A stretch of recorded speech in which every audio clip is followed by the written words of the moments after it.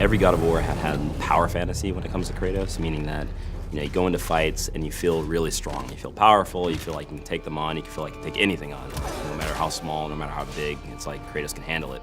So for this game, even though we were changing pretty much everything about the combat, we wanted to make sure that Kratos still felt like he was a powerhouse. The two things that we had talked about early on were like, one, we don't want to make an open world game. Two, we don't want to just mimic Dark Souls. As much as we like that game, there is kind of this interesting loop inside of it that we wanted to capture. That's when we really, I think, started embracing the fact that not all of God of War just has to be charge in, hit, and then sort of wake up after everything's over, right? We just didn't have that strategic element, that cerebral engagement. And all of the pieces that we put together throughout development put the player in a position that they have to think as they're fighting.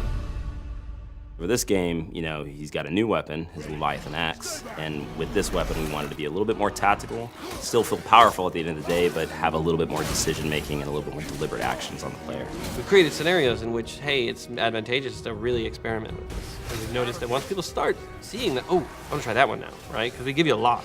We want to make sure that, hey, when you win this fight, did you win it slightly different than this other player won the fight? Maybe you kicked him into a wall, stunned him, and grabbed him. Maybe you tripped him and then slammed your axe on top of him to split him in half. There's multiple ways to handle enemies this game. But I love the kind of trick shot stuff with the axe. So like throwing and tripping the character and then repositioning myself to put another character between me and the axe, recalling the axe and taking the character from the ground, popping him up, hitting another character in that line from behind, grabbing and then comboing that, launching him up, and then throwing a runic attack on him.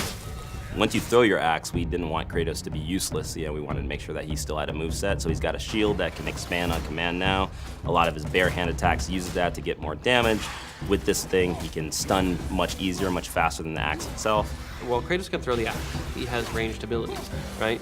If you're blocking, you have to block. But the addition of Atreus means I can block and actually fire arrows. So I can strategize that I can open somebody up while maintaining some safety and then quickly get in while they're opened up and then follow that up with something.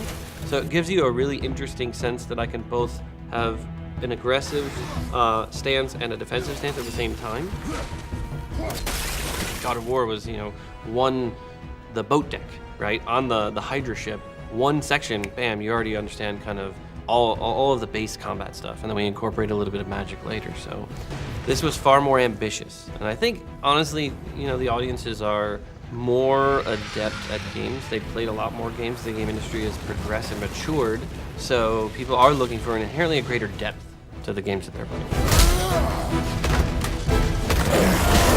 Pre-order and get 3 shield skins for in-game. PlayStation